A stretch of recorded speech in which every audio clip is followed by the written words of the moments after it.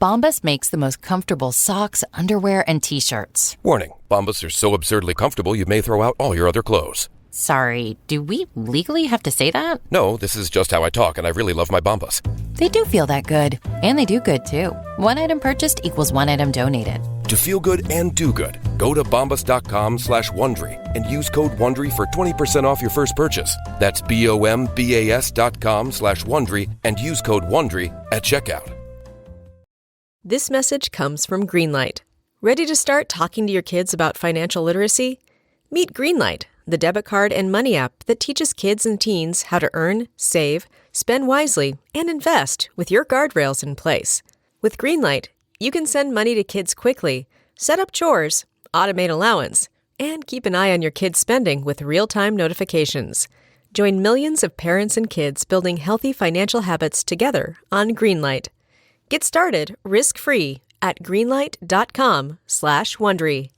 Calling all dog owners. Your furry friend deserves top-notch nourishment, and Ollie delivers the clean, fresh nutrition your dog needs in 5 flavors they'll absolutely flip over. Ollie is made in U.S. kitchens with ingredients carefully sourced from trusted growers and producers around the world, with absolutely no harmful fillers or preservatives. With protein-first recipes like fresh beef with sweet potatoes, fresh turkey with blueberries, or fresh lamb with cranberries, you might start thinking, dang, my dog eats better than I do. And that's probably true when it comes to Ollie. Give your pup a fresh start this new year by letting them taste test a personalized meal plan with Ollie. Head to ollie.com/Wondery. Tell them all about your dog and use code WONDERY to get 60% off your first box of meals when you subscribe today. Plus, they offer a clean bowl guarantee on the first box. So if you're not completely satisfied, you'll get your money back. That's OLLIE.com/Wondery and enter code WONDERY to get 60% off your first box.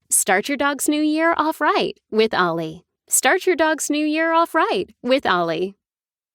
Yeah, I think that you talked earlier about the kind of ripple effect that murders have far beyond just the actual crime itself on people. And so I think being able to see that up close was something that was very eye-opening for me. I think that in the process of writing this book, Cameron tells some personal stories about his own experiences in law enforcement on crime scenes and other things, including one story that I'm not going to repeat here, but because I wouldn't be able to tell it in the way he does, but one story that in real life would have left me traumatized, right? So I came to like a different appreciation. I think I learned a lot about Cameron from kind of writing this book and heard stories from him about his experiences I had never heard before. Being able to hear about other people's experiences that knew Ginger Olson was very rewarding as well. I think not only to kind of understand and think about grief and how that works and how that's and how this event kind of shaped the trajectory of their lives, but then also thinking about like how thinking about all of this kind of gives me a way to think about some of my own experiences. That's Brian Santana, a professor who teaches true crime at Shenandoah University in Shepherdstown, West Virginia, and the author of A Murder on Campus, The Professor, the Cop, and North Carolina's Most Notorious Cold Case. The book is about the murder in 1973 of University of North Carolina Asheville student Ginger Olson. I think from a law enforcement perspective, this really just is a good example of how important it is to maintain crime scene security, and that you've really got to preserve the evidence the best that you can, because we really don't know what the technology is going to be 20, 30, 50 years from now. The officers on scene that day, they had no clue about the capabilities that we have today. And I feel like for officers today, that's kind of the same thing. You're saying about how DNA technology is continuing to evolve. And I definitely think that is going to continue to be the future to solve these cold cases. But then I think for me, just like what I got out of this case was, I thought it was really cool that me and my brother spent so much time. I live in North Carolina. He lives in West Virginia, but we were on the phone nightly talking with each other and working through this. And so, it's that part of the process has been really good. And I also do want to point out that it's nice to hear that her high school classmates, even after 52 years, are still not giving up, and they're doing the best they can to bring this to light as well.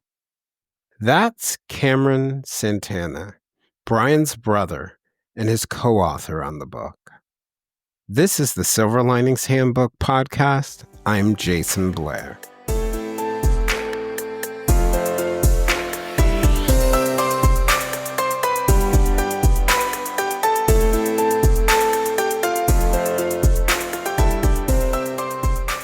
On the morning of Sunday, April 15, 1973, Virginia Olson, who went by Ginger, woke up in her room at the Craig Dormitory at the University of North Carolina, Asheville, and began to prepare for her day.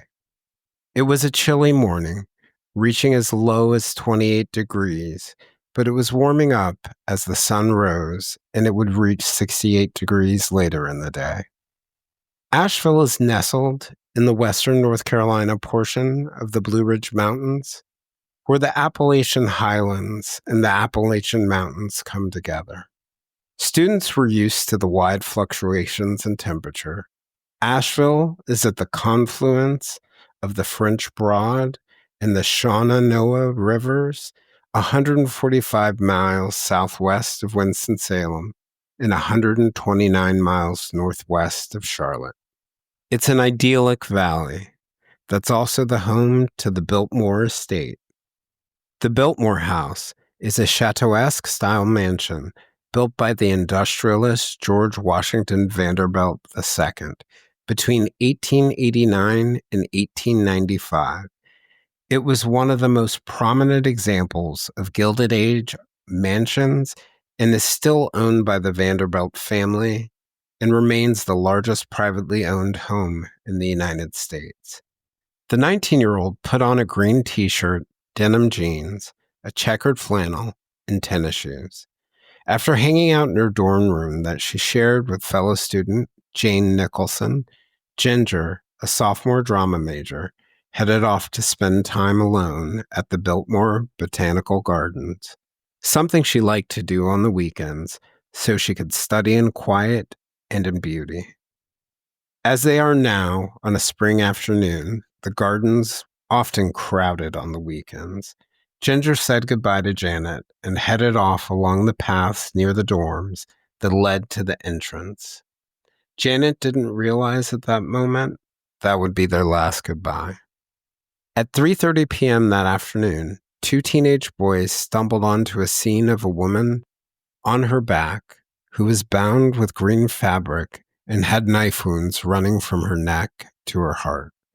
Her green t-shirt had been torn and used to both gag her mouth and restrain her. Her wire-rimmed glasses sat on a notebook, and her checkered flannel, with no blood or signs of struggle, was right nearby it. The police, campus authorities, and others were quickly called, and Ginger's parents, who lived where she had grown up in a wealthy Washington, D.C. suburb of McLean, Virginia, were notified. Her parents, who had been visiting relatives at the time, had just seen Ginger that Friday. The death set off an intense manhunt, locked down the campus, and transformed the way that people there operated. Students came under suspicion, as did those in town. The police called a retired detective back to help with the case. A serial killer on death row was fingered as a potential suspect. An escaped mental health patient from a nearby hospital also made the list. One suspect from a wealthy family that used its influence to keep his identity hidden from the public also made that list. The North Carolina State Bureau of Investigation and the North Carolina Department of Justice soon became involved. But decades later, North Carolina law enforcement agencies have been unable to charge anyone in Ginger's murder. Even though the investigation is ongoing, according to law enforcement, it seems to still be a cold case. And even at the university, where they say that they do everything they can to honor Ginger's memory, There's no official memorial. And in fact, the site where she was killed is now underneath where the chancellor's house stands. Brian Santana is a college English professor and writer who attended UNC Asheville in 2003. He obtained a bachelor's degree in drama before heading off to North Carolina State University to earn a master's degree in English and the George Washington University in D.C., where he obtained his PhD. His brother, Cameron Santana, is a veteran law enforcement officer with nearly 2 decades of experience and attended a university not far from UNC Asheville. The two brothers became interested in the 52-year-old case, and this year published a book, Murder on Campus, The Professor, the Cop, and North Carolina's Most Notorious Cold Case, that explores Ginger's life and her murder, and is the first book to present the story of law enforcement's efforts to solve it. Today, we're going to discuss Ginger's case, the early stages of the investigation and where it stands now, the costs of allowing someone to be forgotten, and how cases like this can impact a campus and a community in profound ways. We're also going to discuss what it takes for law enforcement, the loved ones of Ginger, and others to find resolution in this case.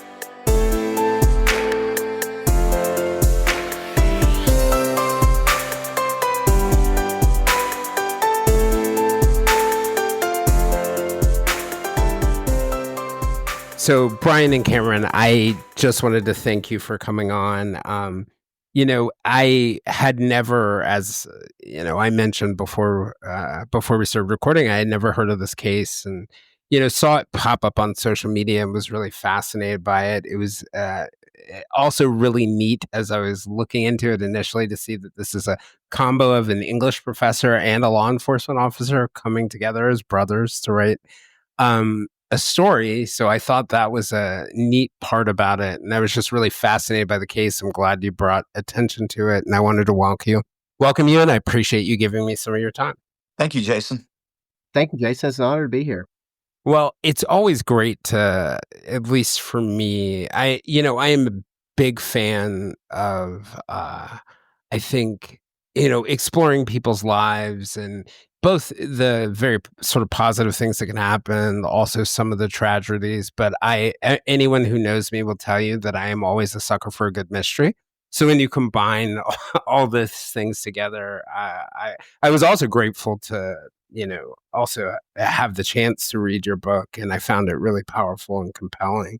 One of the things I was just sort of thinking about was, a lot of times, like, I have a huge temptation in talking about cases like this to sort of like jump into the whole story of what happened to the person.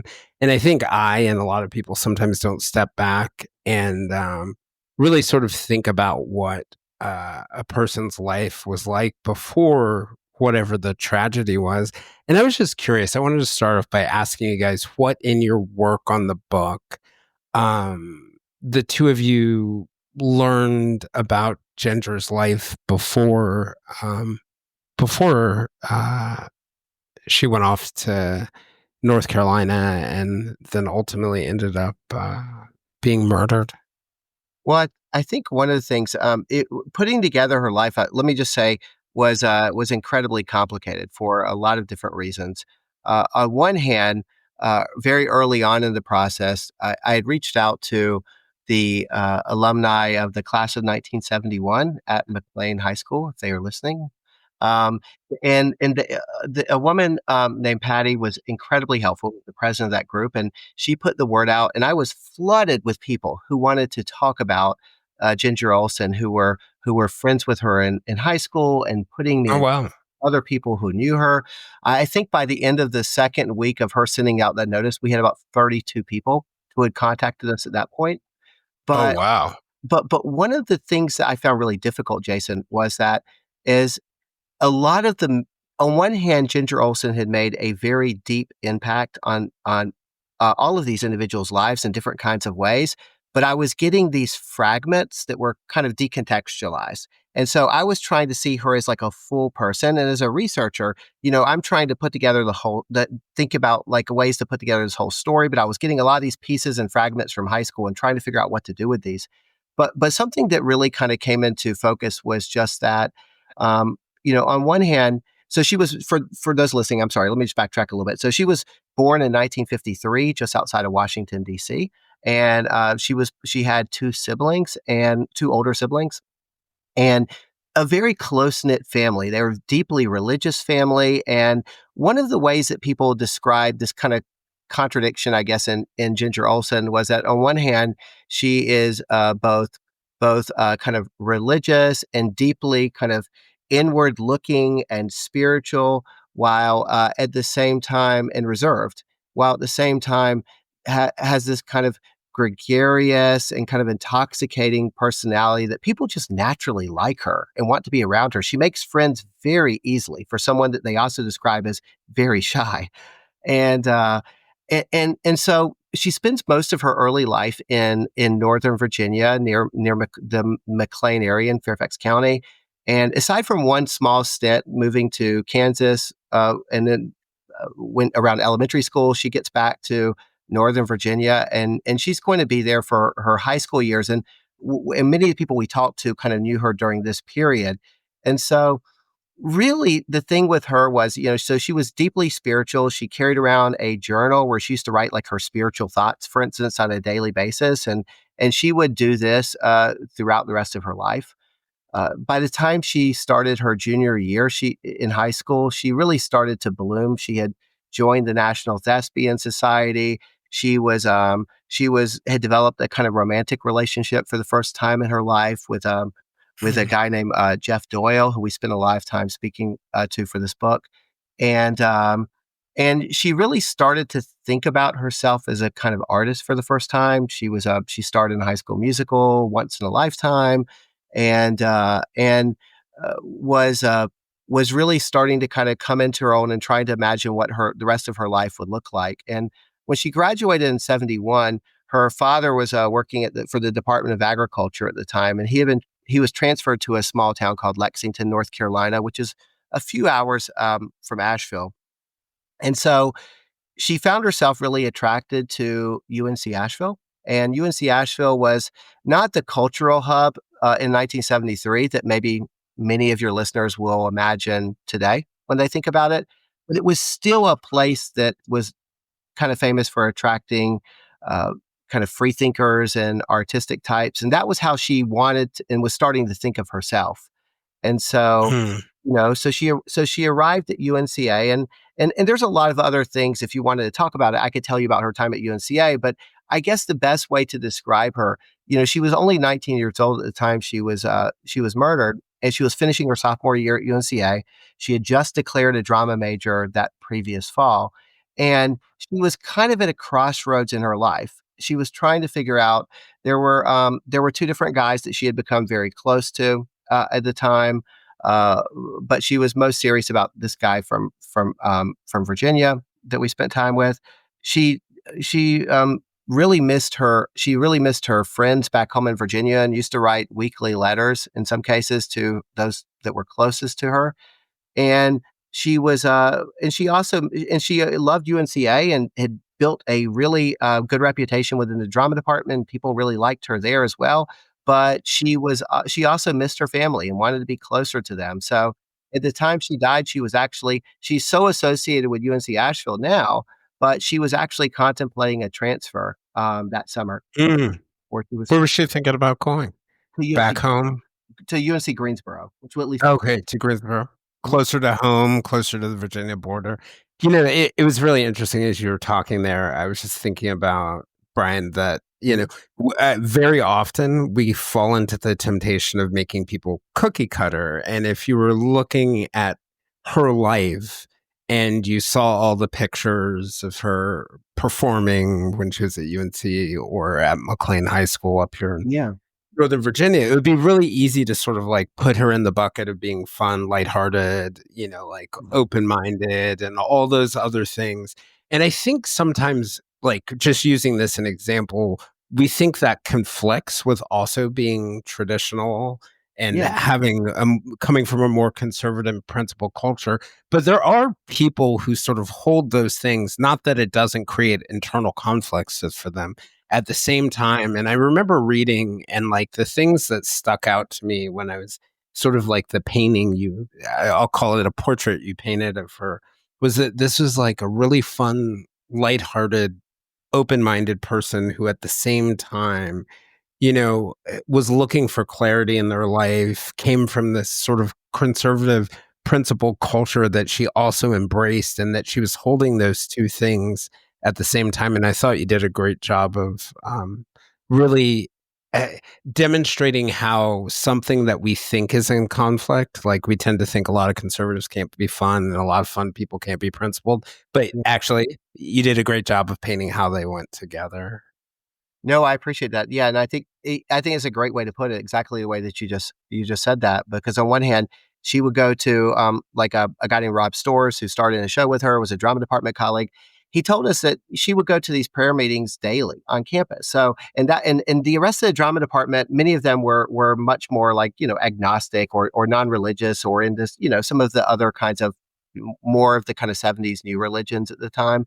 And so she very much saw herself as a like kind of more traditional Christian. And so she would go to these prayer meetings on a daily basis, but she also really yearned to kind of find success as an actress, and in something I think that'll come up later probably and maybe haunt this case, also even as a model or something else. So she had those kinds of yearnings as well. And I think one of the things that does make her a very complicated person is kind of trying to understand exactly how she was juggling both of those two different competing impulses. But I think that's what we all do, right? We all have these different communities we're a part of that sometimes have overlapping or kind of competing values, and how we kind of navigate memberships in all of them is kind of what makes all of us complex.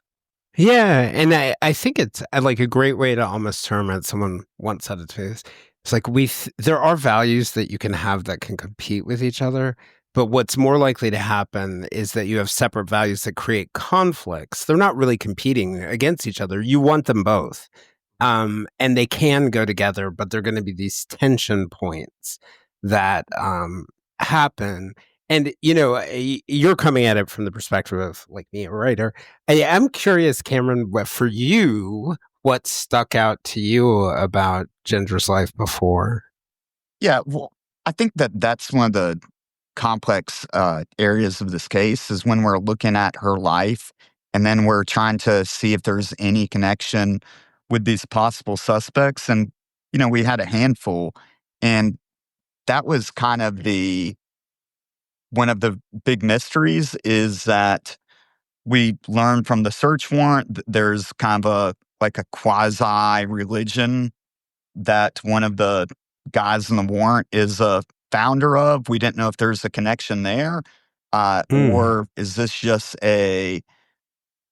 some random person that happened to be there, or, what was really going on? Because we can get into this later, but we do know that she was sitting with someone at some point during her final days on the rock. And, our question was, is there any relation to her past or one of these groups that she was involved with? Rakuten is the smartest way to save money when you shop because you earn cash back at over 3,500 stores. Fashion, beauty, electronics, home essentials, travel, dining, concert tickets, and more. Your favorite stores like Lowe's, Levi's, and Nike pay Rakuten to send them shoppers. And Rakuten then passes on a part of that payment to its members as cash back. You're already shopping at your favorite stores. Why not save while you're doing it? It's a no-brainer. Membership is free and easy to sign up. Get the Rakuten app now and join the 17 million members who are already saving. Cashback rates change daily. See Rakuten.com for details. That's Rakuten. Your cash back really adds up.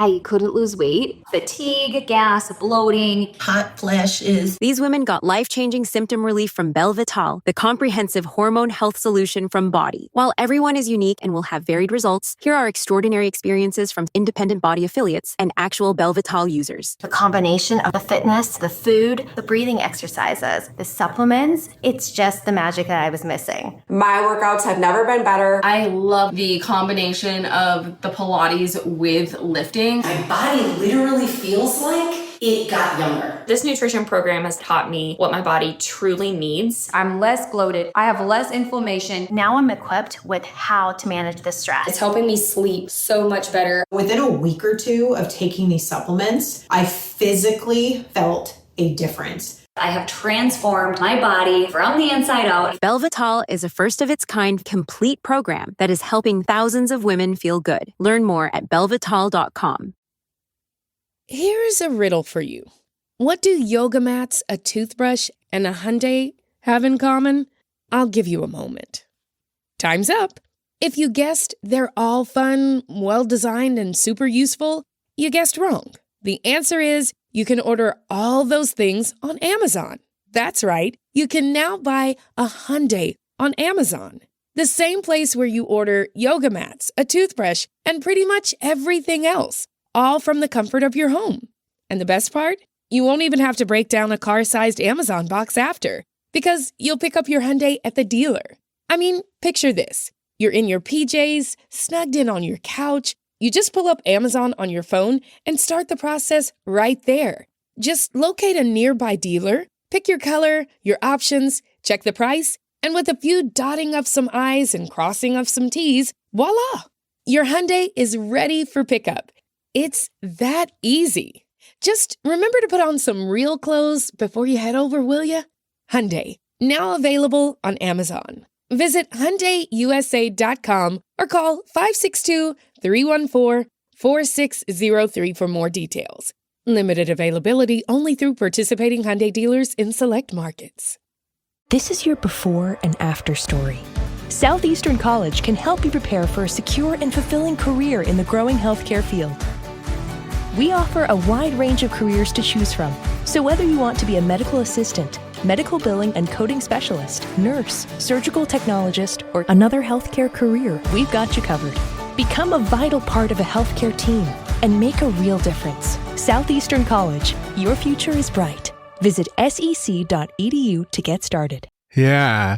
And, it's interesting. I didn't even think about that as I was asking the question. But, if I've learned anything, and it's not that much, but if I've learned anything about like something like a murder or a missing persons case, you do, like when we watch it on TV, we pay a lot of attention to like, what's at the crime scene and what clues are there. But you really do have to look at the crime scene and the life of the victim to get a really good idea, victimology, to get a good idea of, who, even if it doesn't necessarily tell you who it is, but where to prioritize your investigative resources. And I have a friend who is retired from the behavioral analysis unit, Julia Cali. And one of mine too. Oh, she is? You know her? I was just texting with her yesterday. Oh, that's hilarious. That's so funny. Because I was just thinking to myself, like, this is a case that she should do. But I... Right, exactly. You were probably saying the same thing. So, but I joke with Julia, the behavioral analysis unit has this questionnaire, victimology questionnaire, that I should send it out to my friends on an annual basis, just to have them fill it out, so they can actually catch whoever it is once it's all done. And I suspect if we did send it out, there'd be a long list of potential suspects by the end of it. But so when you're thinking about her victimology, what kinds of things did you see in her past that caught your attention? So from my perspective, there was, when we looked at the case, when you're reading about this case, there's really not much on it, but the police definitely follow one person for decades. And that person was not publicly named. We're the first ones to do it. His name is John Rivas Jr., and he is the person that ultimately they did the search warrant on. And so for from my perspective, I was thinking, okay, well, is there any link between Revis and Virginia? And when I was reading it, there's also another person named who's actually kind of a witness, essentially. His name's James Gore. And that's the one that he opened up he calls it the Light Center in Black Mountain, North Carolina. And they believe that That's the religious group you were talking about? Yes. From what I've read, and there's some brief documentaries that they've done on it, they don't claim, they say that you can be a Christian and also still believe in this, but essentially they believe that the light gives you power, and there's some very, I'm just going to say, just odd examples that they give. Like, for example, if you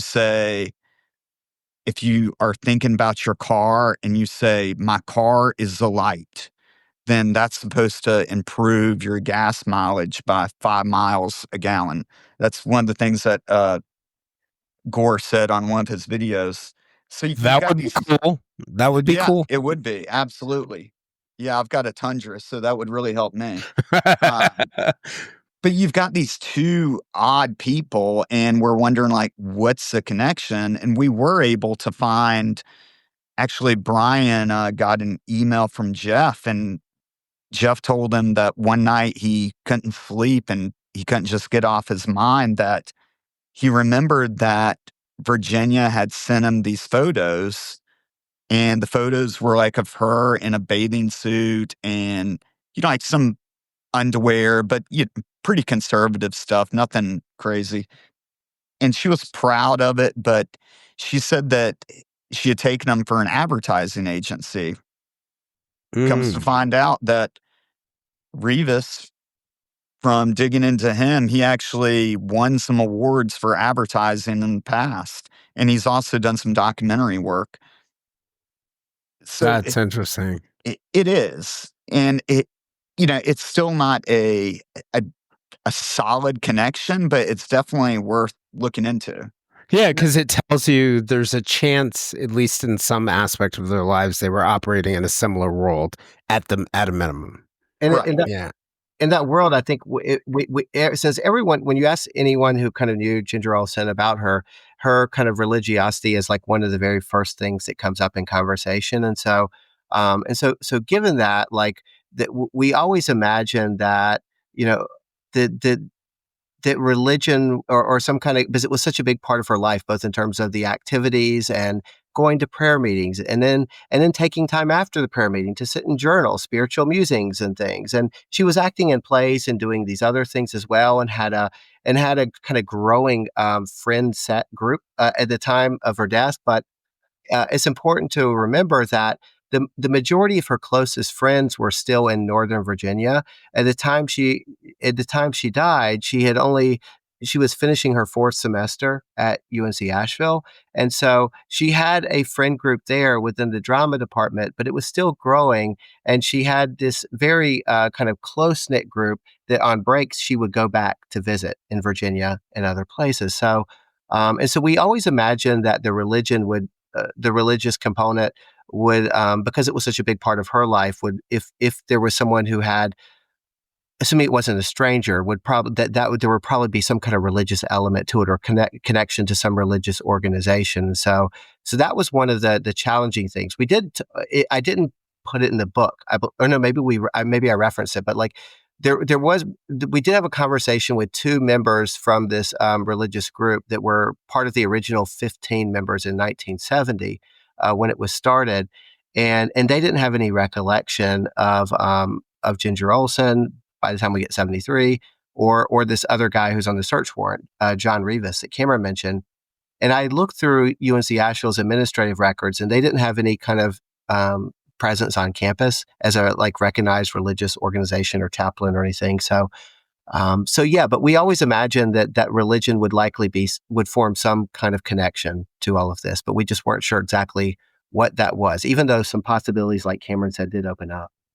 Yeah. Yeah. And I can imagine it could play it both ways, right? Religion is an important part of her life. It could be somebody who's a part of a religious group or something new she's exploring or somebody who's upset about it, but it's such a central part of her life. I wanted to jump back to something you guys were saying before. And, when you guys reached out to the McLean class of 1971, you got all those messages and her religiosity stood out. What other kinds of things did people say about her? I'm just trying to imagine what her personality was like. So a certain kind of playfulness and silliness, like one of the things, and also a generosity. So there's a story that we kind of tell in there about that was when she was younger in high school, but a guy was describing that he wanted to he was thinking about running away from home, and she gave him some of her money to make sure he had enough money if he was going to be traveling. Like something like a 14-year-old, the way a 14-year-old would imagine the world, or like how you would help someone in that situation. Yeah. A lot of people just described that there was a kind of kindness to her, that she wasn't really a part of particular cliques in high school, but seemed to really be very kind towards everyone, particularly people that were in lower classes. A lot of people that identified as friends with her to this day that we spoke to were like a year or two beneath her. And they described this process of like going to high school and being like really nervous. And she was in one of their classes, and she went out of her way to be incredibly friendly and welcoming. And her warmth and kindness is what kind of stood out to them. But also, so she was friends with one of her best friends was named Laura Pond, and people described that they worked at like a fast food place that was in McLean, and they had a job where they were like dressing up like chickens doing the advertisements for this fast food place, and there was a kind of silliness, and they kind of leaned into it and were being extra silly, and so she was was religious and warm and inviting, but also very kind of self-deprecating and not afraid to just make jokes at her own expense to make people smile. Oh, one of the things that was really interesting for me with this one was I've grown up. I've lived all over the country, but the bulk of my life has been spent somewhere between, let's say, Houston, Texas, and Northern Virginia, with a lot of it between Georgia and Virginia. And I was just shocked that I had never heard of her case. I used to have an office where I worked that's not far from where McLean High School is.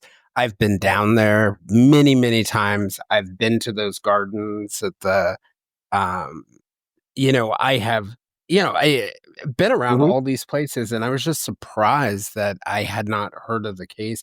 And I was curious for both of you. I know, Brian, you went to school in North Carolina, and you went to school in North Carolina, Cameron. Or did I get that right? You both went to school in North Carolina. I was actually at UNC Asheville, and Cameron was at Western Carolina, so just down the road. Yeah. And did you guys? Was this a case that people still talked about? It was, well, the part of the kind of beginning of this book was just that, the first day of I'd never heard of it before I went to college, but my first day of college kind of coincided with the first time I heard about this case. I was a drama, this was 1999, and I was a drama major at UNC Asheville.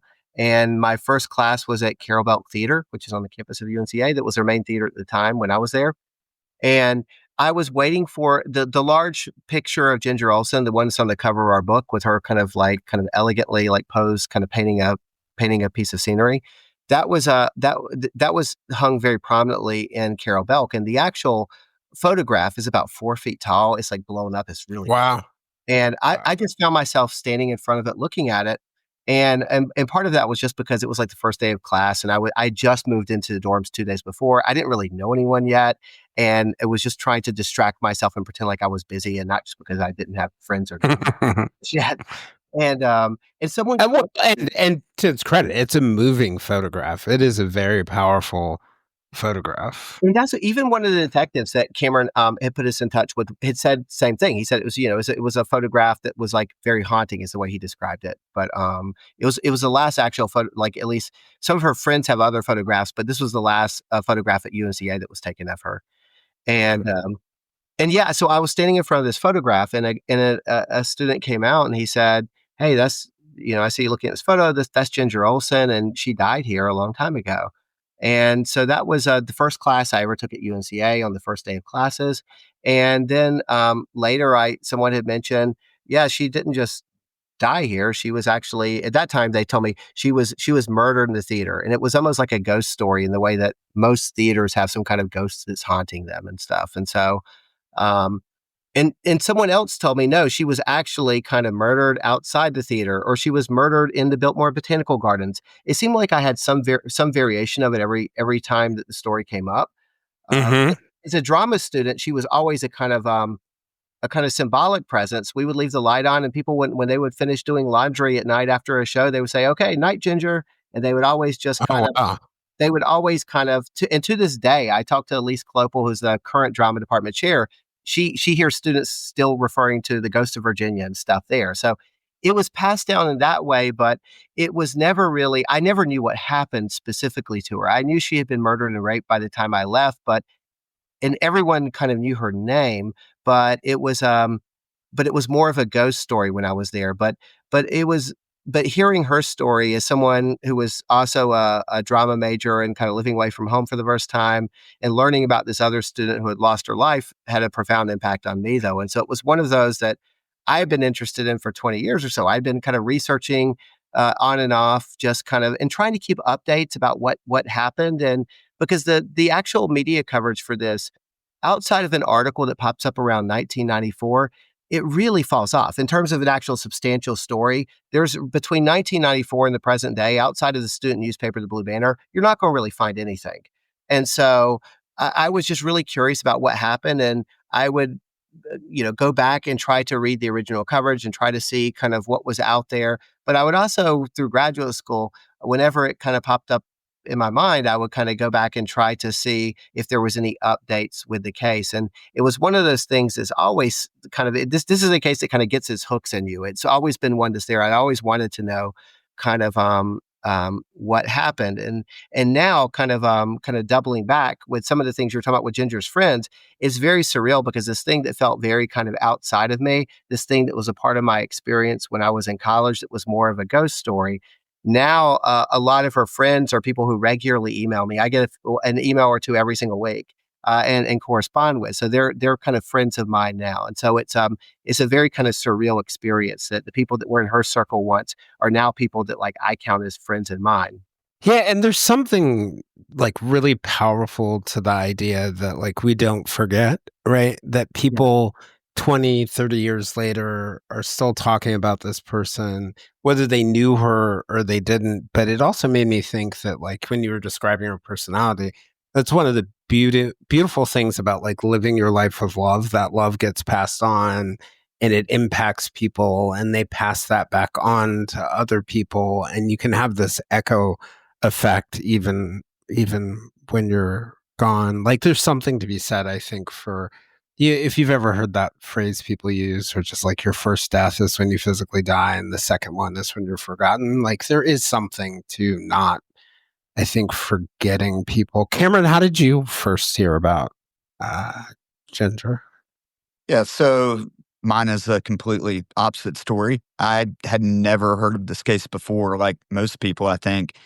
And I was working with the Raleigh Police Department, and I had my second child, and she was born with some medical difficulties that resulted in us being at Duke Children's Hospital for 98 days in the NICU. And when we returned home with her, she had a trach and a G-tube, and so we had to deal with those. And so my life really changed from being able to work these shifts where you go off to work and they're supposed to be 12 hours, but they turn into, 16, 18.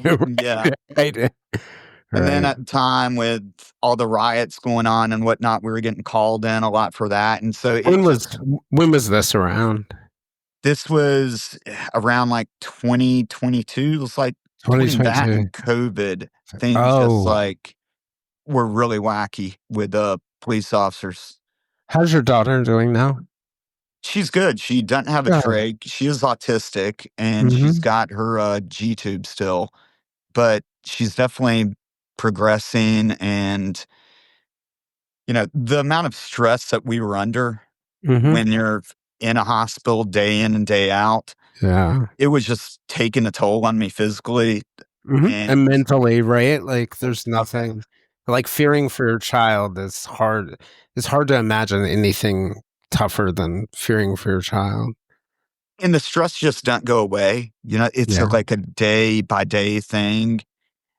And my wife was working by the hospital bed. I was just burning sick time, which luckily I had close to a year. But yeah, so I really started to look at, can I really keep this up I did 16 and a half with Raleigh, and 30 is retirement, which that was the ultimate goal, was to do 30 years. But so I decided with my wife that I'd step back, I'd find a department I could go part-time. And so I found a department nearby where the chief he told me, it was like, I'd love to have you. You can work whenever you want. And there's like zero crime in Rolesville, North Carolina. So I would just go in when I could, ride around. People would buy you coffee. It was great from that standpoint, but it really didn't. It's what you needed for your itch, family, right? but didn't feel like the work, right? Yeah. Yeah. Like I didn't get up and I'm like, yeah, I can't wait to tackle this problem, or I can't wait to work on this case. Right. And so I was really missing that void. And Brian had started working on the true crimes classes, and he would call me and tell me about the cases and send them to me. And then I would start researching them myself, and we would talk about them. And then one day he called me and he was like, hey, I'm thinking about doing this case on Virginia Olson. There's not a lot written about it. I think if we do a good job on it, we could make this into an article and, maybe even a book. And I was like, okay. Yeah. Maybe a blog post. Right. And then it was like 2 days later, he calls me. It's like, hey, we've got a contract. Here's the deadlines. Okay, Brian, you're a bit like me. People will be like, let's go open an art store. And I'll be like, good idea. Let's plan it out. And then the next day I'll be like, all right, I've signed the lease for the retail space. And just to clarify this a little bit too, so one of the things just about me as a writer, like I always have like lots of different kinds of interests, and I had this like proposal that I had been kind of like sitting on for a while, and it was just I was having a very difficult time pulling the trigger to get this started, and for lots of different reasons, this was just not with this case. This was just not something I wanted to do by myself, and I wanted to have someone else because I realized there's going to be so many moving parts. And from teaching a true crime class and interacting with my interactions with different law enforcement agencies, I knew it was going to be a lot, and I wanted someone to help me navigate that. And I knew that Cameron would have that. And so the second he was giving me signs that he would be okay with kind of going down this path with me for this, I was like, okay, let's just do it. And I knew the interest was I knew the interest was going to be there. I just wasn't, and I had an idea of, I thought, what we were going to find. But then as we really dug into it, then things just kept getting stranger and stranger. But one of the things that was beneficial to us was that along the way, and something that's been really surprising was like everyone we've reached out to and just asked for help, or that they have been incredibly generous with their time. And it's been so humbling, whether it's the folks at the Santa Fe Police Department. There's an element of that. Like a lot of that labor you're not going to see in the book there, but Maria Martinez and Keisha Chavez and some of the people over there were having like monthly updates for me and stuff about stuff they're working on. Even things that didn't turn out, that they were not able to find, were actively working and trying to find stuff for me. And there were so many people. There was one of Cameron's friends. They were really collaborating with you, it sounds like, and letting you collaborate with them. You were saying one of Cameron's friends. Yeah, one of Cameron's friends is an attorney, and he put some of his legal assistants helping us work to try to find the search warrant issue with North Carolina Archives when some roadblocks came up with that, and it became even more complicated than that the help than just that aspect of it. But it just seemed like everyone who we told about this case became very interested in it. And the people that were close to Ginger Olson really mobilized, and they were doing so much work. They were bringing people to me, which was the easiest part of that as well. They were like, I found 4 more people. Here's their contact information. They said you can. Well, it was probably really important for them because this person that they had probably been thinking about for years and waiting for some resolution, finally, a new force has landed. Look into it. It was interesting, Brian. You said something like, when you realize Cameron would be willing to help you on this, but it's almost like it sounds like Cameron for you with the change in your life because of your daughter and those other things. This was almost something you needed. Like this ended up being, yeah. Oh, absolutely. And I think that for a lot of people in law enforcement and coming out of the military, that what am I going to do now question, you've spent so much of your life doing one thing. And then it's, how am I going to apply these skills to something else? So I know me personally, every time I wrote something, I'd send it to Brian to have him read it over. And the title was usually, I know this sucks, or is any of this usable, or, but yeah, it definitely, even now, it's sometimes it's so amazing that only a few years ago, I had no idea that we could actually do this. I kept my expectations low across the entire thing. It's like, okay, we'll sell a few books, whatever. And now we've done like 12 podcasts and, people are buying the book. It's #1 for new releases on criminal procedure and on Amazon. And yeah, it's amazing. Kind of wild, not what either of you expected. I mean, Brian, you're working right now at Shepherd University are you still teaching the true crime class? Yeah, I'm actually teaching it right now, the semester. So you're teaching it right now.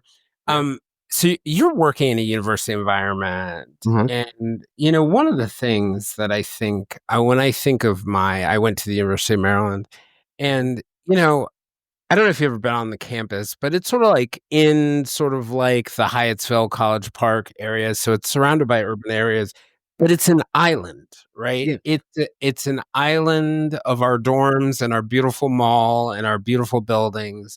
And like, I don't know if there is a place outside of my mother's arms where I felt safer than I was at the University of Maryland. And this is me saying that as somebody who was a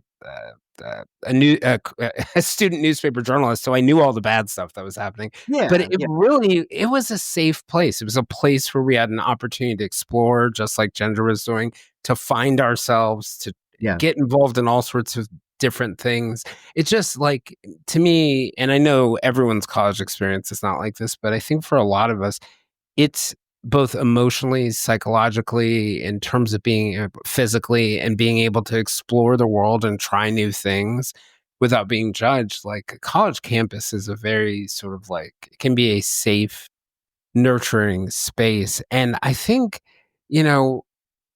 the type of thing that happened to Ginger is not what I think anyone imagines in college. And I'm wondering what you guys know about what the reaction was like and how it impacted things and how it impacted things in Asheville more broadly.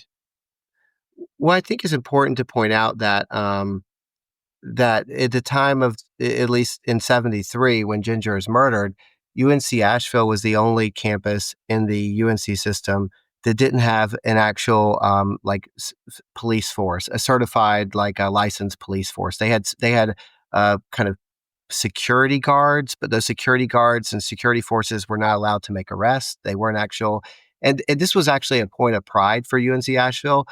They were the last school to actually adopt a campus police force, a formal campus police force.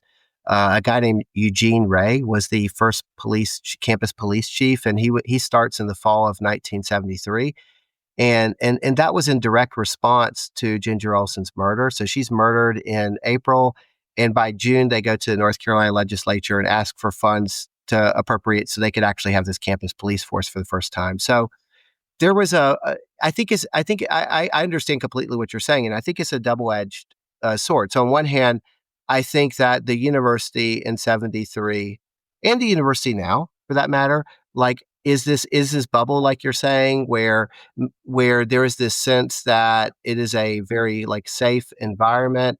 But one of the things that popped up um, in the work for this book, and we talk about it some in the book, but there were a number of stories I didn't include from individuals as well. People who just asked me not to include them when we got closer to publication. But there was also, there's always been sexual assaults that were happening on campus. There were violence. There wasn't really a system of reporting that. There wasn't a campus police force. This is long before the Clery Act, which is like reporting for higher educational institutions about campus crime.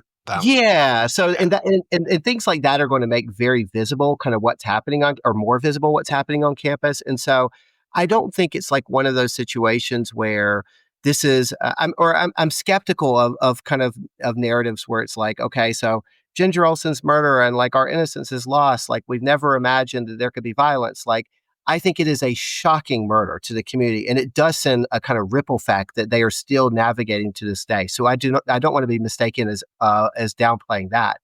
But I also think it's a mistake to imagine that this is somehow a singular event. There were a lot of women, not only at UNC Asheville, but at Mars Hill University and other campuses. UNC Chapel Hill is in the 60s as well. Like where there is violence on campus that women are navigating.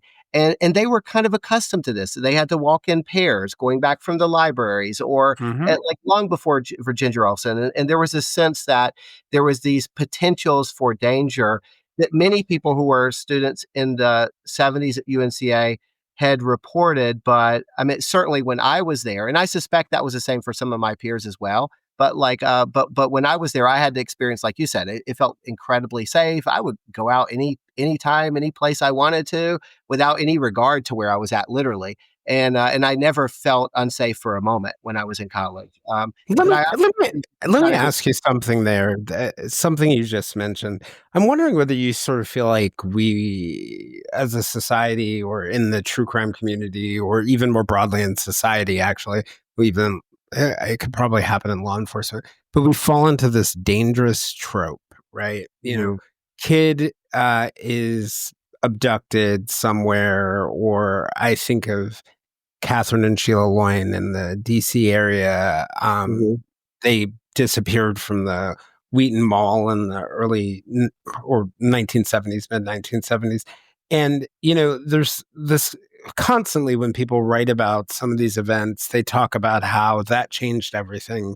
That changed the way we parented. That changed the way blah, blah, blah. But I wonder whether that's sort of like a dangerous trope sometimes, because the reality is that sometimes that big event that we're seeing, like you mentioned that point about people dealing with sexual assault, is really just a visible demonstration of some bad things that are happening under the surface already. With the Loyne sisters, one of the neat things, Mark Bowden, who wrote Black Hawk Down, it was very early in his journalism career. He covered it, and he wrote a book called The Last Stone. And one of the fascinating things when you go into The Last Stone is you find out all these other crimes that the police uncovered as they were investigating the case. And in some ways, as horrible as the abduction is, the things that they uncovered that were happening under the surface were even, on some levels, even more harrowing and disturbing, that they were all going on quietly. And I'm wondering whether, there's a reason for us to avoid that trope. Yeah, I think that I think there is like you said, I think that by placing a lot of attention on these cases, on one hand, I do think it's almost a kind of protective mechanism in a way, because if it's this we can emphasize the kind of tragic nature of this case, but by focusing our attention on this, it discourages us from thinking about like other things that are happening around us, or imagining that somehow this kind of singularly kind of unique thing and not necessarily part of maybe a larger kind of chain of violence that's happening more under the surface at the schools. And I think that's true now too. I think that I think this is one of the reasons why I think schools have a very difficult time talking about violence on their campus just in general. And I think these moments when they do occur where it's impossible to ignore, you can't ignore this crime, right? Like this is a vicious rape and murder. And so I think when they're forced to confront that, not only do they often like stumble and not really do it very well for lots of different reasons, but I also think it becomes an opportunity to focus all of our attention on it as this thing that's an outlier and not necessarily part of a trend of something that's happening. When I covered the NYPD, to your point, a detective once said to me, we were talking about their what they call CompStat, which is their crime reporting analysis data. And, I forget what we were talking about, what crime it was, whether it was like burglaries or whatever. And he says to me, you can't trust the statistics. And I was like, okay. And he was like, except for the murder statistics, it's hard to get rid of a dead body. And you just made me think, as you were saying, like sometimes it's really easier for us to ignore everything else. Just like he was kind of alluding to that idea that the cops could kind of like make the burglaries disappear by pretending they're not there or whatever it is. But that that the reality is that, the really big events like this are very, very, very hard to wipe away. But maybe we shouldn't, in our reporting and our writing about it, or even from a law enforcement perspective, investigating it, we shouldn't stop there. Well, what's really interesting about that? First of all, with the CompStat, I'll tell you of how they would change their numbers is they would change the boundaries. Because with big cities like that, in Raleigh, we had a chief that did this, where her goal was to, quote, improve the downtown district. So Raleigh used to be cut up into 6 districts. And I was in the Southeast district, which had the vast majority of the crime.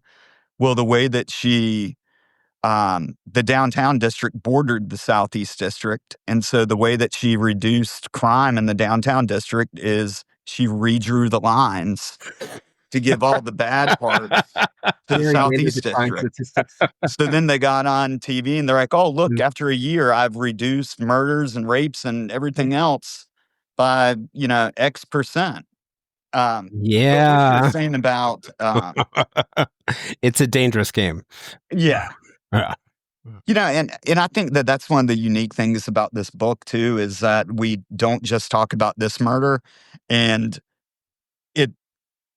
I think that it's important to note that, this murder happened and the campus, I believe the chancellor said he canceled classes for like 2 weeks.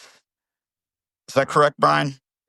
It was a week, but he sent everyone home like 2 days afterwards. He had this emergency meeting. This is William Highsmith, who was the chancellor at the time. And he said, like, no productive learning is going to happen. He sent everyone home, and they really thought this would be resolved in about a week. They said, we'll bring them back. This will likely be kind of, law enforcement would have wrapped this up at this point. And so really that's not the case. Yeah.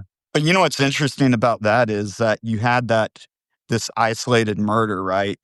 But then a year later, you have a kidnapping that, that everyone thought was connected.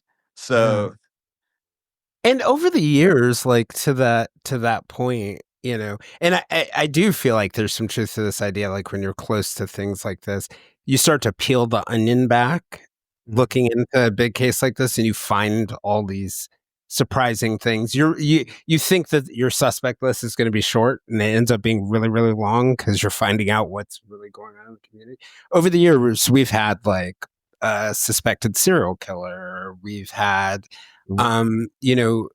people who are part of, students have been suspects. I mean, the list of suspects and potential suspects is long. What can you tell me about the way the investigation initially played out and then in those early periods or early years? So the Asheville Police Department was assisted by the North Carolina State Bureau of Investigation pretty early on in this case. And we talk about some of the early people they picked. Early on, there's a lot of very frantic energy. We didn't include all of the because some of it was harder to kind of confirm. Some of it was like secondhand from some people, but there was a lot of kind of nervous energy on campus where all the men essentially were being questioned on campus at the time. And there was a rush to kind of bring this to a close. And this is one of the things that really fascinated me about this case was there are cases go cold for lots of different reasons, and there are many cold cases out there that are cold merely because they weren't given a lot of investigative attention or resources, and that is not this case. This is a case that the governor. Although, Brian, I think some cases go cold because they get too much too. Oh, no, too many agencies, totally disorganized. But go on. I'm sorry. Exactly what you're saying. I think that's fascinating, right? Like this idea that like I think some of these are like under there's not enough kind of attention to them. There's not enough resources. But then, like you're saying, like the opposite can also be true. And this is one where we have a lot of very well-regarded investigators, particularly from the North Carolina State Bureau of Investigation. The governor gets involved. And there's a lot of really intense pressure on investigators to wrap this up. It's not for lack of want or effort. No one's sweeping anything under the rug these first 2 years. Like they want to solve this. And so, there's this 19-year-old kid that they pick up who breaks into a building near campus 48 hours after this crime. And the thing that it's not really amusing, but it's like I have this mental image. The State Bureau of Investigation, like when they detain him for a little bit over a week, and they like give him polygraphs and everything. And I'm thinking like, this kid like broke into something and he has some red specks on his shoes that ended up being paint, but they thought maybe it could be blood. And he had escaped from a mental asylum in Richmond, Virginia, and was just in the wrong place at the wrong time kind of thing. But they're, hooking him up to polygraphs and like giving him the kind of third degree for a week, trying to establish any of these connections. And so yeah, it's fascinating to me that early on that there's this really intense push to kind of not only to interview everyone on campus, but also kind of to really track down any lead there. And they're looking very far and wide, both in North Carolina and within 8 months of the SBI being involved, they're going to start looking to Florida, Georgia and other states as well, kind of tracking down all these leads. But this guy that Cameron was referencing earlier, that's the subject of the search warrant, they really hone a lot of their attention on him. That search warrant's executed 14 days exactly after the murder. And one of the curious things to us with the early years of the investigation, and Cameron and I debated this a lot, and our ideas have evolved a lot as we've kind of encountered new information, but to what extent did the investigation become, they were still looking outward and tracking down all leads, but to what extent did they become too focused on this individual really early on? And that was something that we kind of debated back and forth and still do a little bit to this day with that. Could have created some tunnel vision. What are your thoughts, Cameron? Yeah. Well, the amount of man hours, too, you think about in 1973 would like not have any technology that you've got to spend on these cases. It's not like today where I can pull up my laptop and do a search query of sex offenders that are in the area or violent offenders that live on X, Y, and Z street. You can really make law enforcement a lot easier. These guys are having to physically go and pound on doors and track people down. So, I mean, I can see when they get one person that they think is good for it. And when you look at the timeline, it's hard to say that it's not a good probability that they were involved or saw something. I mean, we're talking about like a 30-minute time frame. Even if we're off, I mean, I would say an hour, but we know that they're near Virginia within 30 minutes to an hour. And this is also the same person that knocks on a door and asks a neighbor to pray with him right after the murder. And he's schizophrenic. And so you have all these components that say that kind of make you think like, well, I mean, like if let's say reverse it, if we were sitting here and all those things were true and the police did not look into it, we would probably be just as critical of them pouring tons of energy. Is that kind of what you're getting at, Cameron, that it makes sense that they would prioritize this person in the beginning? It does. And when you look at the investigators that are involved, especially when Anarino gets involved, who becomes later chief, you can tell he's just got that go-getter attitude where he seems like a very driven officer. And so I can see of how he locks on to something and just does not want to let it go. Yeah. Did they ever end up ruling out that suspect? Where'd the investigation go from there? Go ahead, Brian. No, I was going to say, the investigation. So there's lots of different. There's different suspects, and we talk about these suspects in the actual book.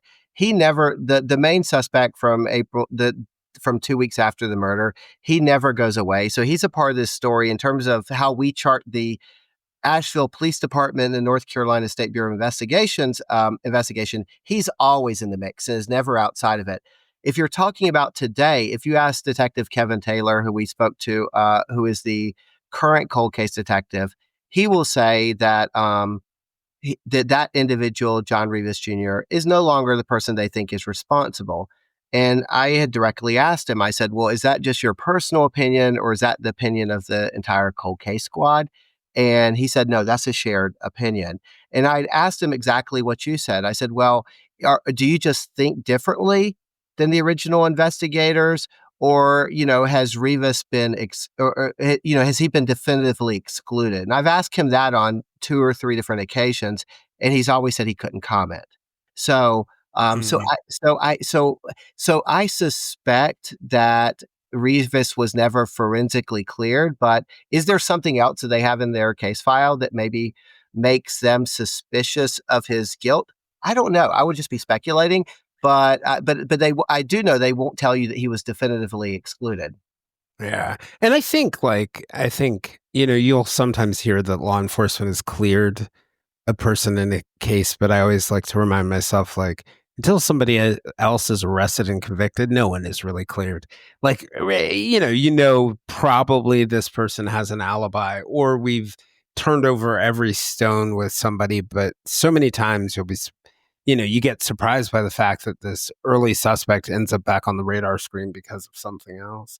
I was just thinking about,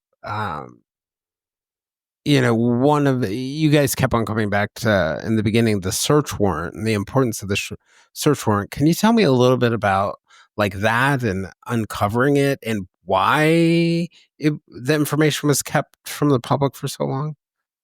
Well, why it was kept from the public is, I guess, a question that is still not answered, especially the names. One of the things that we found that was odd to us is when you're looking at the articles, they have no problem naming the juveniles that find her body to include their ages and where they go to school.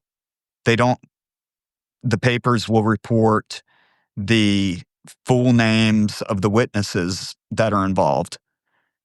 They even report on other suspects in the case. But for some reason, Reeves's name never turns up.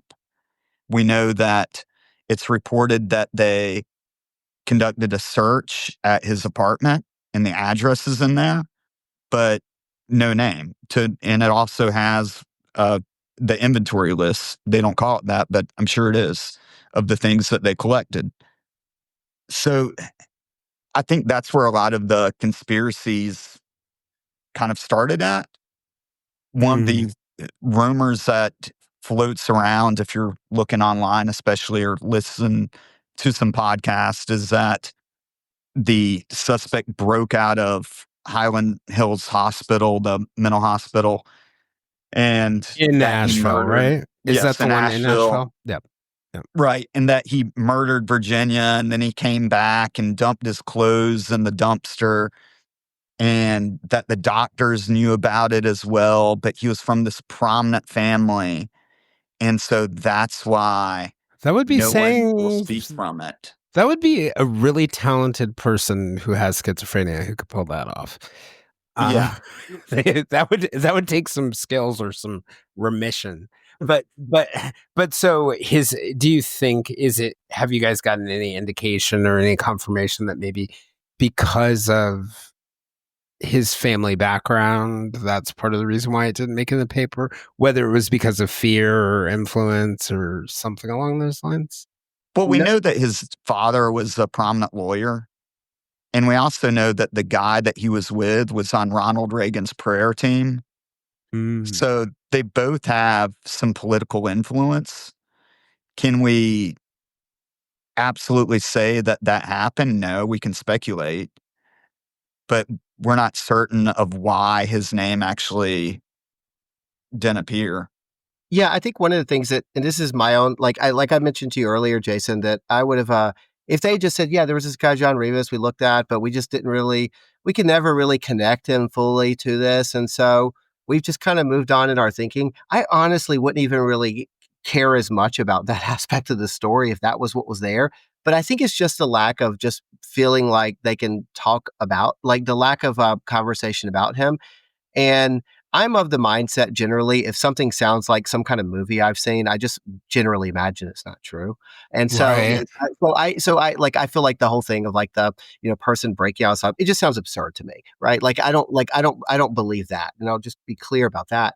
But I do think that he did come from a wealthy, influential family. That's undeniable. He went to Philip Exeter Academy. He went to the Sorbonne. He's educated at Ivy League colleges. He's very well educated. He comes from a very affluent family. We couldn't find any kind of evidence of them exercising that influence. And certainly the police didn't tell us he did.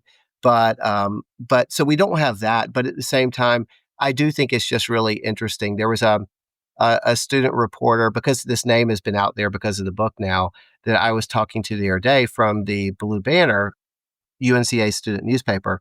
And now that they have John Rivas' name, they had reached out to the Asheville police and said, hey, we should have a question about John Rivas. And now his name's there. And they shut that down really fast. And they say, well, this is an open active investigation. We can't talk about him. And so I just think it's just odd because I feel like that, and I don't know if it's just for whatever reason in their strategy that they are inadvertently kind of causing people to be more skeptical of him than they should be. It's really difficult to say, but I think what is not debatable and what is factually true is that they never mention his name publicly to this day. And they feel deeply uncomfortable when his name comes up. Yeah. And Cameron, you probably know this better than most, that, as an outsider, as somebody who's a journalist in my shoes, my temptation is to think, okay, you're covering something up or you're protecting something. But I have to remind myself that my experience reporting, the most likely thing that law enforcement covers up is not necessarily who committed the murder, but where something embarrassing happened. And I think that's probably where a lot of this comes from, as well as just their culture.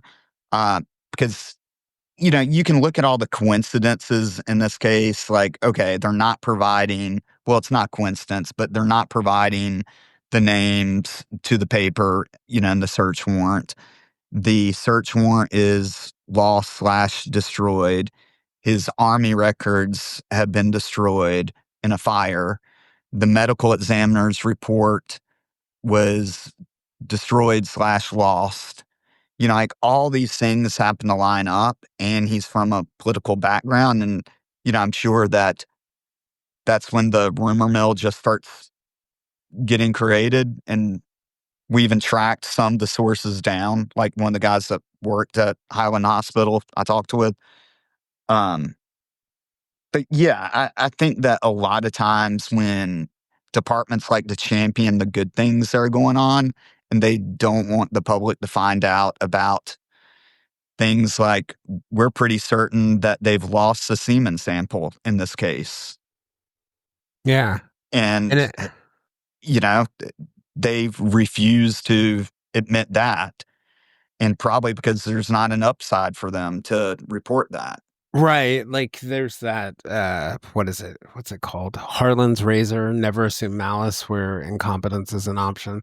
And, and that's not like a beating up on law enforcement, because whether you're journalist or you're running a company, you're doing a government agency, or you're a large Fortune 500, like the incompetences abound. I think that the thing for law enforcement is when they do make mistakes, I think they get held to a really high standard. So it becomes almost like this incentive to, like, you see this in a lot of the big cases, this incentive to solve the case and hide it. Whatever the mistake is. And we'll let you know about the mistake once we're putting the handcuffs on the next guy. And sometimes that leads us like down rabbit holes that aren't. Are there, in your minds, other viable suspects? I think so. I think that you can't rule out Terry Hyatt. He would have been 16 years old at the time. And he's the serial killer. He's been convicted of 2 murders, got a death sentence. They think he's also involved in a third, and I think he's still on death row. He got convicted of the third as well. Okay, he got convicted of the third. He actually confessed. You can actually watch his confession. It's online, which is really interesting, just how he talks about the same thing. It's very just zero emotion. Just, I wanted to have sex with her, and I just snatched her up before she even knew it. And afterwards, I knew I couldn't let her go because she would tell someone, so I killed her. Well, and I'll tell you, Jason, one of the things we struggle with the main police suspect is, and maybe there's something in the case file that made them look even, that made John Rivas look even better. But one of the things that Cameron and I talked about a lot was that on one hand, you have someone like Will Anarino who becomes the chief of police. And when you talk to officers, and we talked to some of the current officers too who knew him, he's deeply respected by them. And they say the words that we heard thrown out by them would be things like really thorough and things like that. So we're like someone who's very thorough and detailed.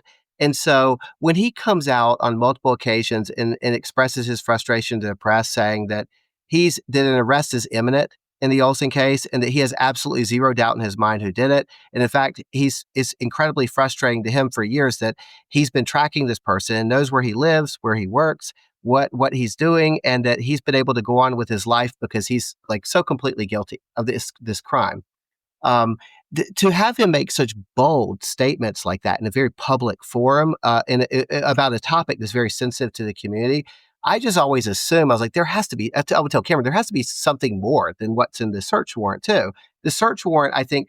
And he was talking about Rivas there? About Rivas, yes, about John Rivas. Yeah, and we had that confirmed too. That the individual that he was describing him, Rivas was in Santa Fe at the time, and that was where he actually takes some detectives out there in the 1980s to try to question him one last time. And before he leaves, he tells the paper that we're going out there to hopefully, make an arrest and have him extradited back to North Carolina.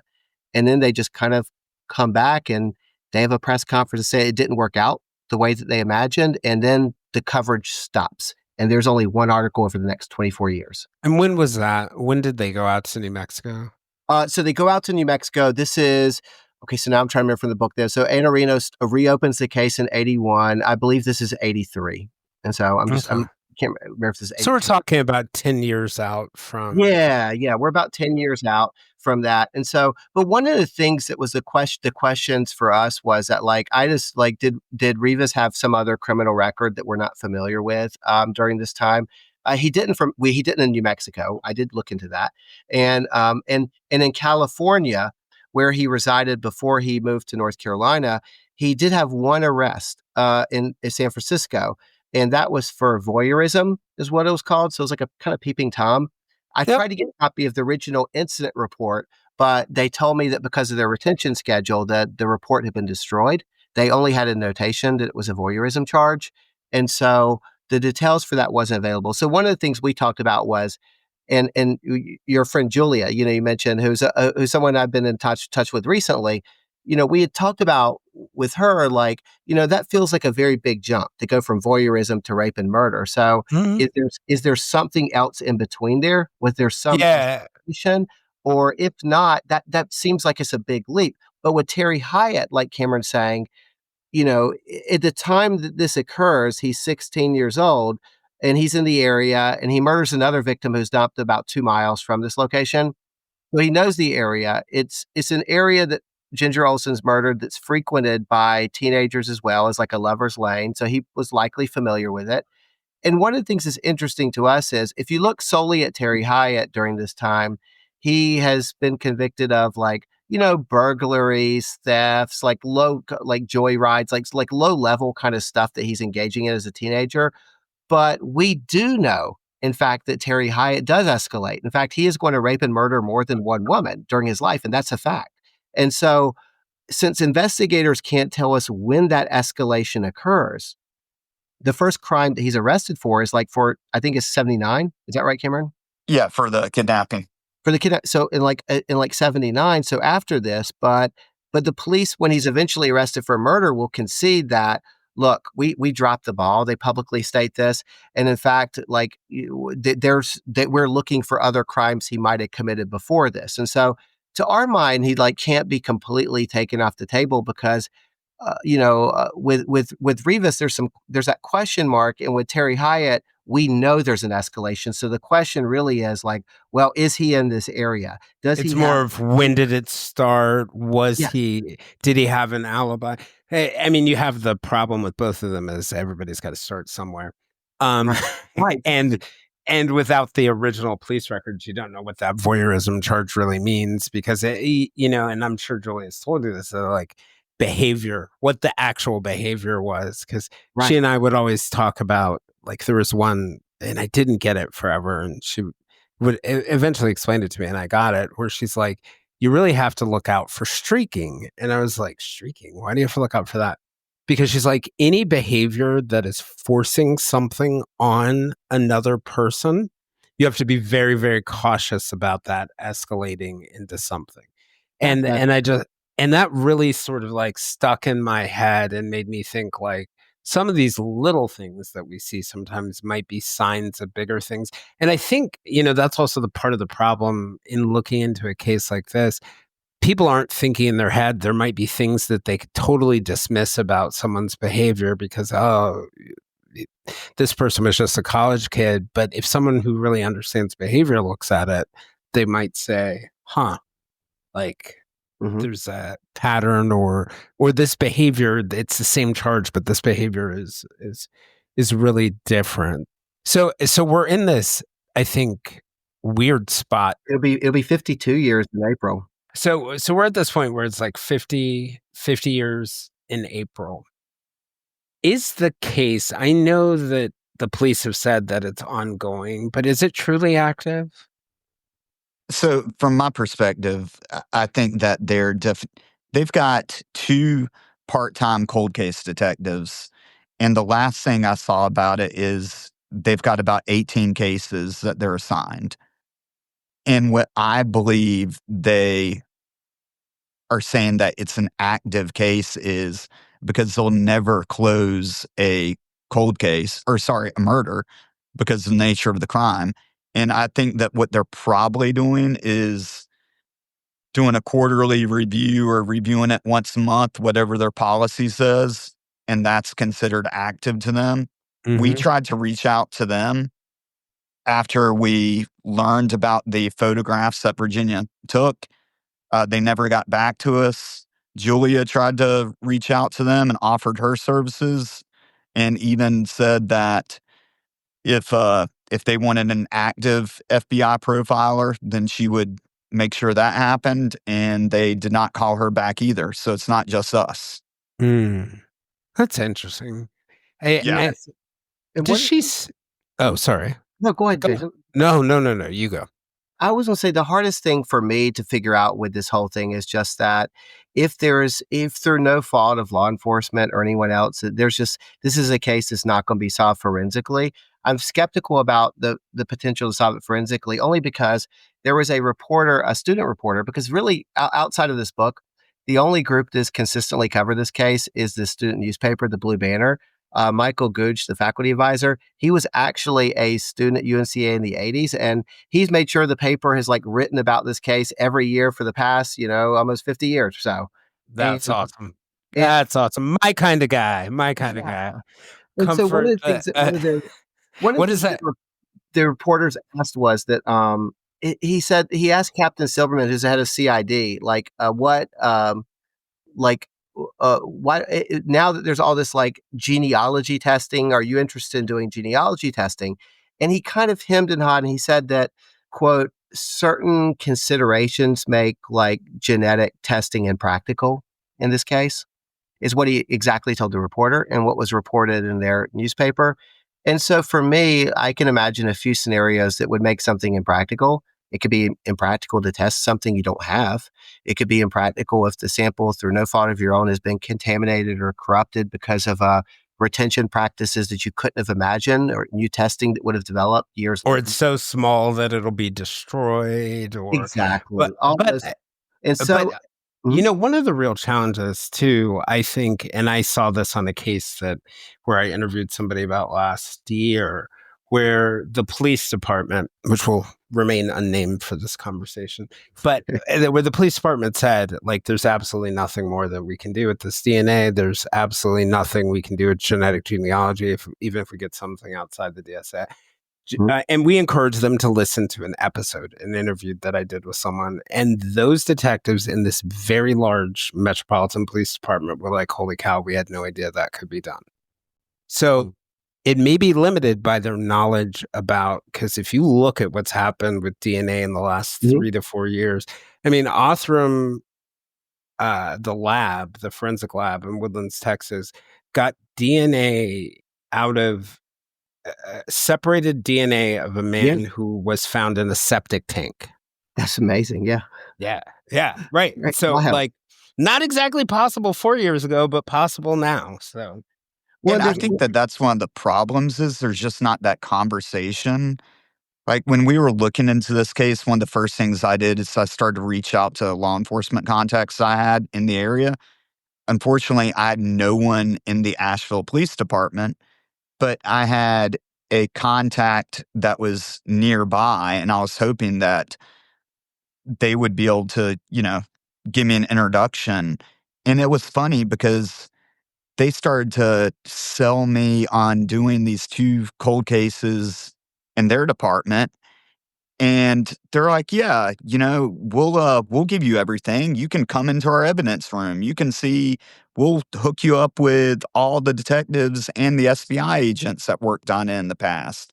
They were very accommodating. And I think that they were humble enough to realize that they were at a point where nothing has happened in decades. And they really need to do something drastic to get this thing going again and get it more attention. And I think that Asheville just has the exact opposite approach, where I feel like they just want this to die out and go away.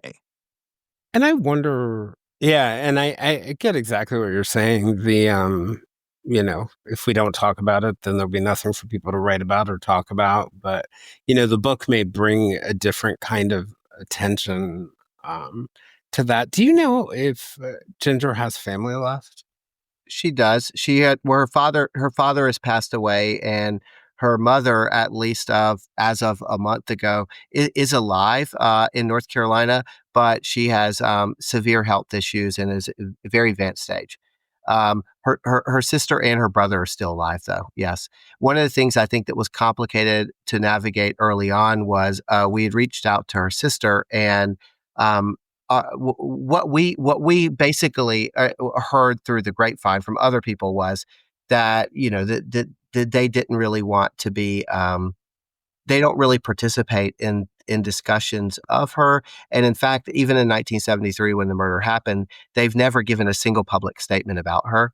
And so the family, and I'm not meaning that in any negative way at all, but the family is very private. And we asked the current detectives about it. They admitted they've had zero contact with the family as well. And they said that their understanding was just that the family was very private.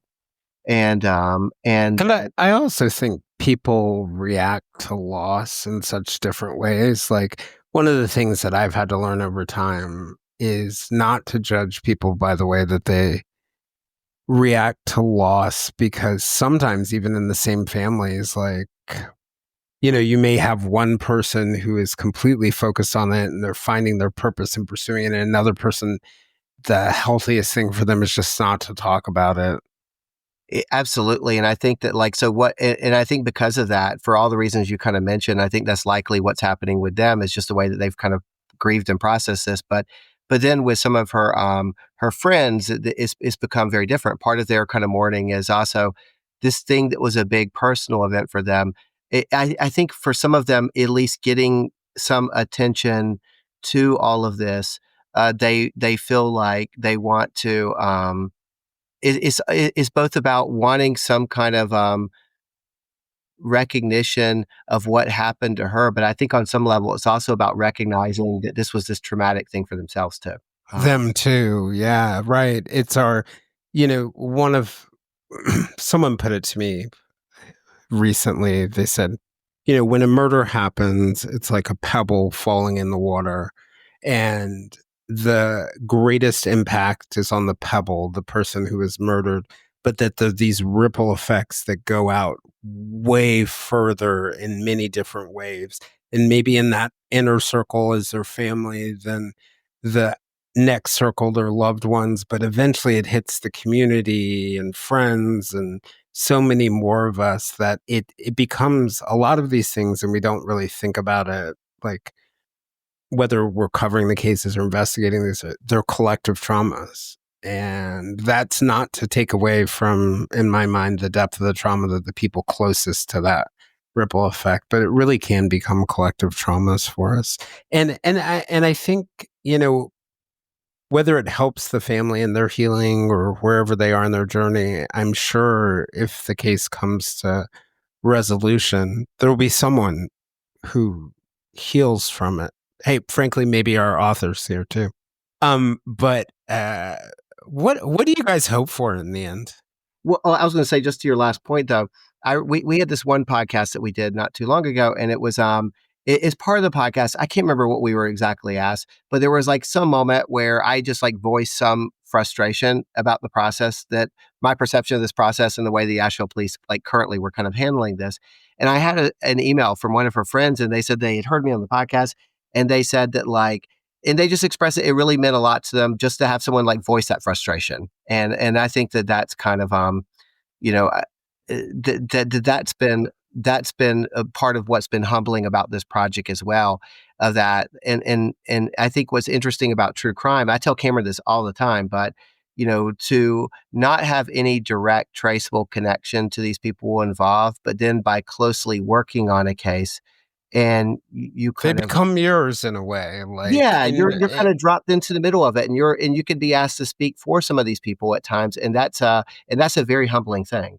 And it's also a valuable thing to give people voice, and because that's essentially what you're doing in these situations. You're giving a voice to a person who's no longer with us. You're speaking for the dead, just like investigators are speaking for the dead when they investigate things. But they really do, in some ways, again, like we don't own people, like they're not ours. But when you do something like what you guys do, and I've definitely seen this before with advocates, and I've seen it before with authors, and I'm getting the feeling with you guys. Very often when you look into someone's life with this kind of investigative or journalistic or lens, you end up knowing more about the person and their life and the event that happened to them than almost anyone around. And it's hard not to also take it personally. How has it affected you guys? How has doing the book and dealing with this part affected you guys? I think for me personally, I think it's been both incredibly rewarding, that aspect of it, and very humbling, like I was just saying. I think there have been aspects of it that have been disappointing, in that so UNC Asheville, like we were scheduled to launch our book there, but then, and they had been incredibly supportive through the entire process, but then at the last moment, our kind of invite was pulled, and it was pulled under lots of different reasons involved over a period of a few weeks. But essentially what we heard was that there was this concern after Hurricane Helen, and, concerns about enrollment and other things, that reminding students of this crime could raise potential concerns about safety or other things. And that wasn't really the vibe that they were kind of looking for at this moment, or they thought was especially it's so fascinating to me, because Like, there's so many things you can learn from a crime. Mhm. Like, a university's PR issues don't, don't really outweigh from something that happened 50 years ago, don't really outweigh the value of the good that could come from telling someone's story. And that kind of gets back to my like thought there. Like, is someone worrying about campus safety, which, hey, they probably should be worried about, um, everywhere, wherever they go. Um, is that worth suppressing or silencing her voice like that? Yeah, Yeah, and you would think they would take advantage of that and champion the idea of, look how far we've come. Now we have a police force on campus. Now we have cameras on campus. We've got X, Y, and Z, but just sticking your head in the sand and hoping things go away, and just that's the frustrating part, is dealing with people like that. But at the same time, that just makes me want to do more podcasts and get on my soapbox, more about it.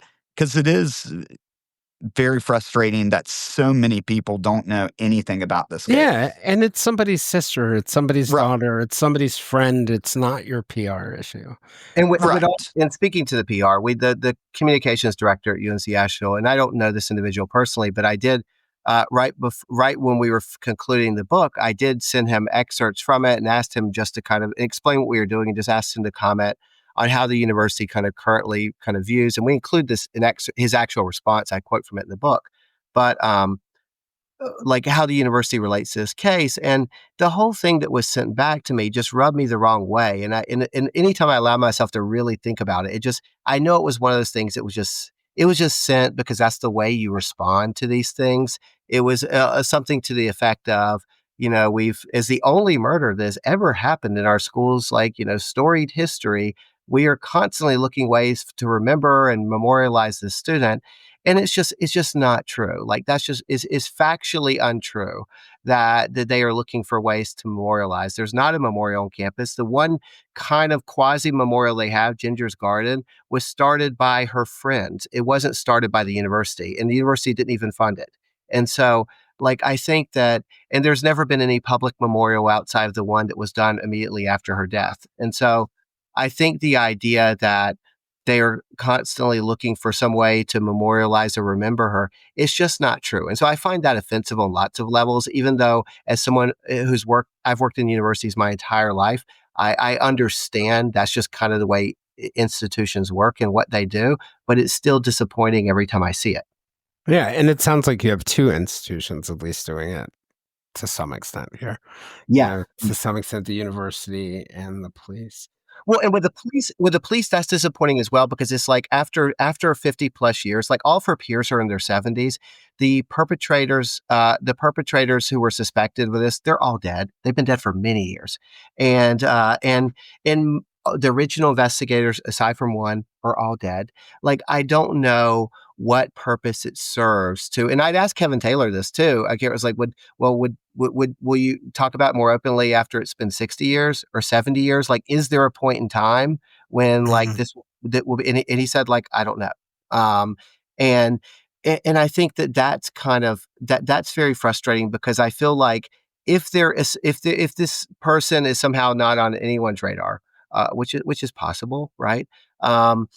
Then, like, this just doesn't seem like the type of crime that someone committed and then went the rest of their entire life and never did a single thing, another violent crime, or no one associated with this person has any inkling that they could have possibly been connected to it.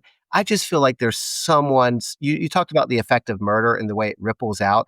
I just think that for most people, and maybe outside of those very small groups of individuals like Terry Hyatt, like Cameron's describing, I have to believe that whoever this individual is who committed this crime, there is someone out there who has some idea of who it could be. And I wish that person would come forward. And I think that the only way that happens is through a public conversation. Or at least that's the only option we have right now in 2025.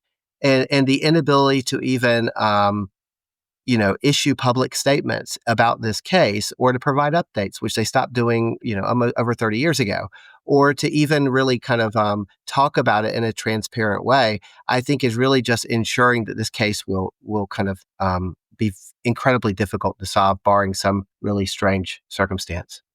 What do you think we could learn from this case collectively? I mean, I just listening to everything that you guys have been talking about and thinking about, sort of just I want to give you guys a chance for some closing thoughts, but it's kind of like, I talked to you in the beginning about the idea. It kind of surprised me that I had never heard of this case, just given growing up in this region and living here for so many years. But then there's this other piece of it that's just kind of like sad to me, that I've never heard of this case, that there's this person who had all this promise was loved by people I've probably walked very close to, um, who meant something to people. And not only do we have no idea what is being done about it or whether anyone's doing it. And I'm just wondering whether there are any lessons you guys could learn, or if you have any other closing thoughts you want to share. I think from a law enforcement perspective, this really just is a good example of how important it is to maintain crime scene security, and that you've really got to preserve the evidence the best that you can, because we really don't know what the technology is going to be 20, 30, 50 years from now. The officers on scene that day, they had no clue about the capabilities that we have today. And I feel like for officers today, that's kind of the same thing. You're saying about how DNA technology is continuing to evolve. And I definitely think that that is going to continue to be the future to solve these cold cases.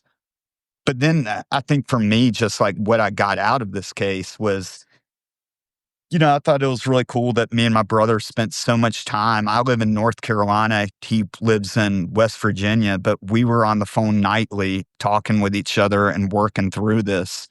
And so, it's that part of the process has been really good.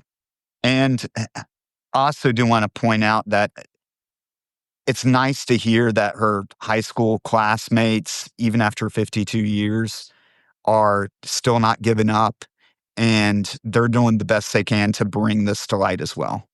Yeah. Brian? Yeah, I think that you talked earlier about the kind of ripple effect that murders have, far beyond just the actual crime itself on people. And so I think being able to see that up close was something that was very eye-opening for me.